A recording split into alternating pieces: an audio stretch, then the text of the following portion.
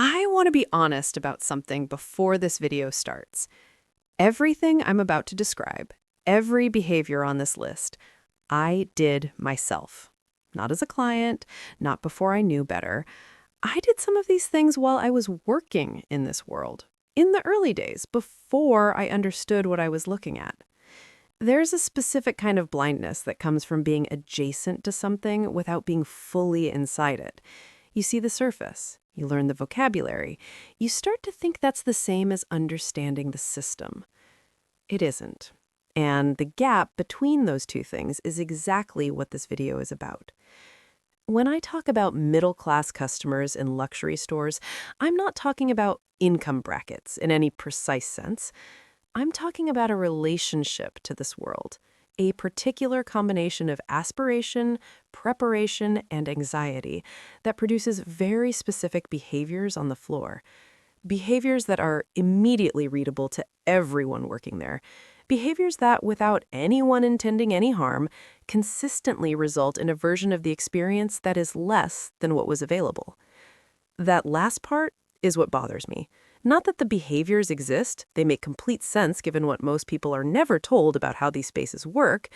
What bothers me is the gap between what someone came in hoping for and what they left with, and the fact that the gap was never explained to them. This video is that explanation. 9 things, all of them recognizable, all of them fixable. Not by performing differently, but by understanding differently. There's a distinction there that matters, and I'll come back to it at the end. If you've made it this far, and you're realizing there are things happening in these stores that nobody ever explained to you, that's exactly what this channel is for. There's a lot more where this came from. Subscribe, and the next one will actually find you. Number 1, overpreparing the wrong things. There's a specific type of client I could identify from across the floor before they'd touched a single thing. Not because of how they looked, because of how they moved. Too deliberately, too purposefully. The kind of movement that comes from someone who has done significant research and is now executing a plan. They knew which pieces they wanted to see. They knew the names, the correct names, the French pronunciations practiced enough to land almost naturally. They had questions ready. Good questions, actually. Sometimes better questions than the associates expected. And none of it helped them. In some cases, it actively worked against them. Here's why. The luxury store environment is designed to feel spontaneous, unhurried, like the objects are being discovered rather than located.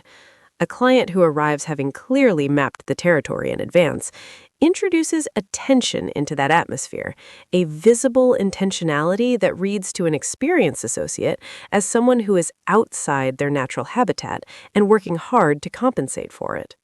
The preparation itself signals the gap it was meant to close. I don't say this to be cruel about it. I say it because I remembered the first time I walked into a serious store before I worked in one. The hours I spent researching beforehand, the specific way I'd planned the interaction, the particular effort I put into seeming like I belonged. And I remember, much later, recognizing that exact energy in clients on the floor and knowing immediately what it meant. The information wasn't the problem. The visible effort of deploying it was. What reads as belonging isn't knowledge. It's the absence of effort around the knowledge. The people who move through these spaces most fluently aren't the ones who prepared most thoroughly. They're the ones who prepared so long ago that it stopped feeling like preparation. Number 2, apologizing for being there. This one is subtler, and I think it's the most common behavior on this list. It doesn't look like an apology. It looks like politeness, a slightly too quick, just looking before anyone has asked. An unnecessary explanation of why they came in today, what they're looking for, what their budget is, offered up front, without prompting, as if justifying their presence before it can be questioned. A laugh that arrives slightly too fast after a price is mentioned, carrying a note of, I know, that was never requested. All of it reads as someone managing an anticipated rejection, defending against a judgment that in many cases hasn't been made yet, and in making the defense, confirming the vulnerability it was meant to hide. I watched this happen constantly, and the painful part, the part that stayed with me, is that the stores don't cause this directly. The anxiety arrives with the client, imported from every previous experience of feeling out of place in a space that seemed to be for someone else. Luxury stores don't create that feeling from nothing. They inherit it. And then, because the environment is calibrated to respond to confidence, the anxiety becomes a self-fulfilling signal. The associate reads the apology, adjusts the engagement accordingly. The client receives a version of the experience that confirms their original fear. They came in braced for a certain treatment. The bracing produced it. Number 3, touching things to prove comfort. There's a difference between handling an object and reaching for one. It took me a while to be able to articulate that distinction clearly, but once I could see it, I couldn't unsee it. A client who is genuinely comfortable in these spaces touches things when something draws them. The movement is responsive. The object pulls, the hand follows. There's no decision visible in it. It looks like the most natural thing in the world because, for that client, it is. A client who is performing comfort touches things to demonstrate that they're allowed to. The hand moves first, slightly ahead of the attention. It's a claim. I belong here. I handle things like this. This is normal for me. And the claim, however subtle, is visible. Not because the touch itself is wrong, but because the sequence is inverted. The decision precedes the desire. Associates read this immediately. Not judgmentally, it's just information, the same way everything in that first 30 seconds is information. But it shifts the interaction. The associate who was about to let the client move through the space at their own pace now feels the need to be more present, more guiding, which is exactly the kind of attentive management the client was trying to avoid signaling that they needed. The performance of ease produced its opposite. Number 4, mentioning price first. Not asking about price, that's completely normal, and any associate worth their position handles it without making the client feel anything. Mentioning it, introducing it into the conversation before it's relevant.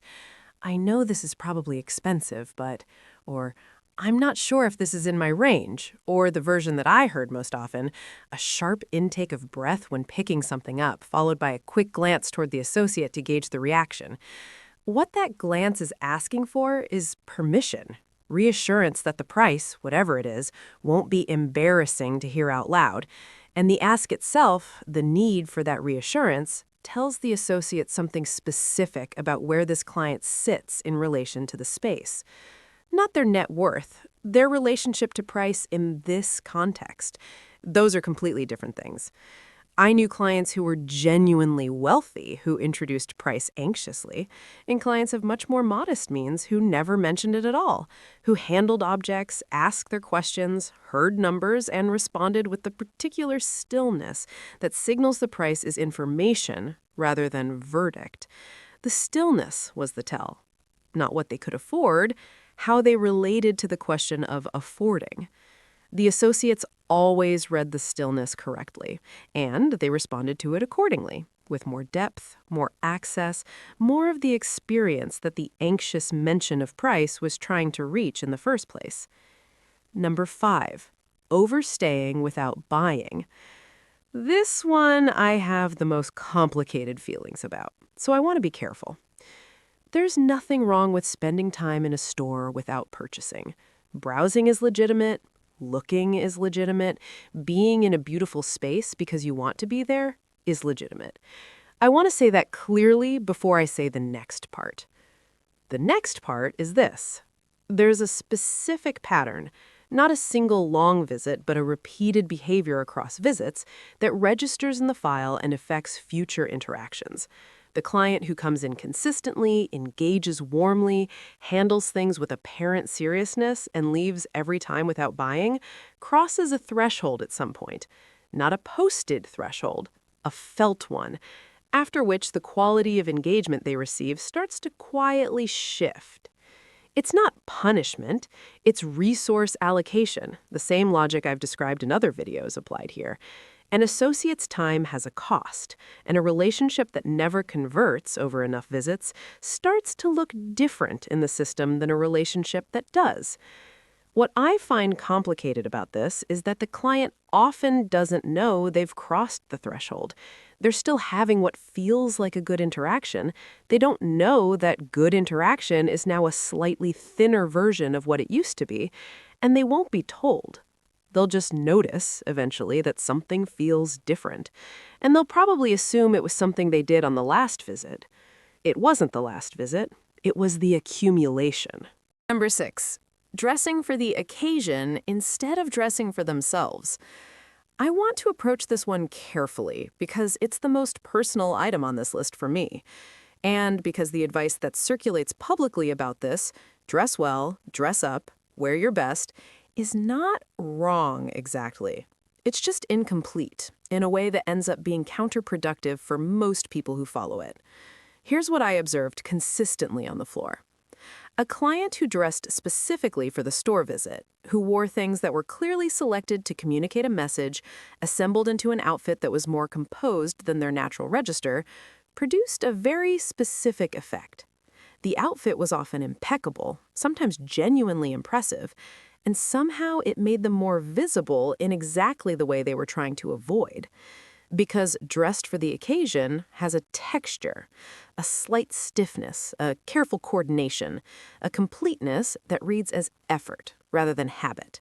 And effort in this environment signals that the space is not your natural habitat, that you prepared for it the way you'd prepare for a job interview, with respect, with intention, and with the particular self-consciousness that comes from knowing you're being evaluated. The clients who moved through these spaces most invisibly, in the best sense, the sense of belonging so completely that no one needed to calibrate around them, were often wearing things that seemed almost too casual for the context. Not sloppy, just unconsidered. A worn-in jacket, shoes that had clearly been walked in for years, the particular ease of someone who got dressed this morning without thinking about where they were going. That unconsidered quality is almost impossible to manufacture. The moment you try to produce it, it disappears. I tried early on. I remember the specific calculations, which pieces would read as effortless, how to assemble something that seemed unassembled, and I remember, from the other side of the floor later, recognizing that same calculation in clients and knowing exactly what it was. You can't dress your way into belonging. You can only dress your way into a more elaborate performance of it. Number 7. Asking questions to seem knowledgeable rather than to learn. There's a version of asking questions in a luxury store that is genuinely useful, that opens the interaction, creates real exchange, allows the associate to show depth and the client to receive it. I loved those interactions. They were the best part of the work. And then there's the other version. The client who asks questions they already know the answer to, who introduces technical vocabulary slightly too carefully, wanting it to land, watching for the associate's reaction to confirm that it did, who asks about provenance or production or limited availability, not because they need the information, but because the asking signals familiarity with the kind of world where those questions matter. The associate always knows. Not always immediately, but quickly, because a genuine question has a different texture from a performed one. It comes with actual openness, actual willingness to receive an answer that might be different from what was expected. The performed question already has its answer built in. It's not really a question, it's a credential. And credentials, in this context, do almost the opposite of what the client intends. Because the people who genuinely belong in these spaces don't need to establish that they belong. The question of belonging doesn't occur to them as something requiring evidence. They ask because they want to know. And that wanting to know, uncomplicated, unstrategic, just curious, is one of the most disarming things a client can bring into an interaction. It makes the associate want to give them everything. The performed question closes that door, quietly, without explanation, in a way the client won't notice until they're outside wondering why the interaction felt slightly hollow. Number 8, reacting to the price out loud. I'm not talking about sticker shock in an extreme sense, the visible recoil, the audible reaction, the moment that becomes uncomfortable for everyone present. That's the obvious version, and most people who've done even minimal research before entering these spaces have learned to avoid it. I'm talking about the subtler version, which is more common and in some ways more consequential because it happens to people who think they've already handled this. A small sound, a slight pause that runs a beat too long before the response. The particular way of saying, okay, or I see, that carries a weight the words themselves don't contain.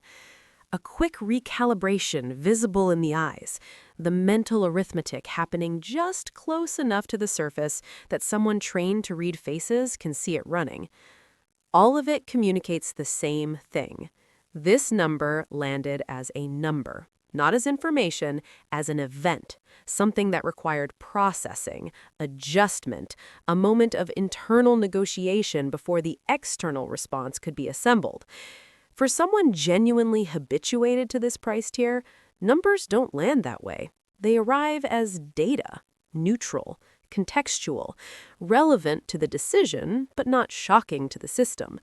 The response is immediate and unladen because there's nothing to process. The number was already somewhere in the expected range of the world they move through.